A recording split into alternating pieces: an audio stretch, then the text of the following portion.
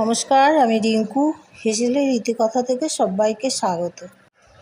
বন্ধুরা, আজকে শনিবার দিন আমরা নিরামিষ খাই। তা আজকে নিরামিষের দিনে আমি রান্না করেছি শুকনো লঙ্কা রসুন সম্বার দিয়ে কলমি শাক, আলু উচ্ছে সজনে ডাঁটা দিয়ে একটা তেঁতোর ঝোল,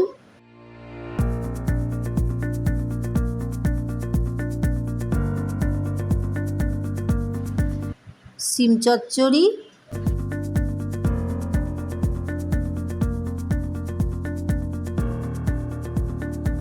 আলু পটলের ডালনা,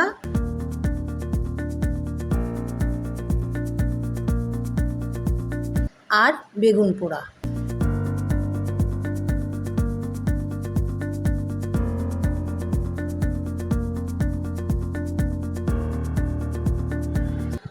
এই মেনুগুলোর মধ্যে আপনাদের কোনটা সবচেয়ে বেশি প্রিয় আমাকে কমেন্ট করে জানাবেন।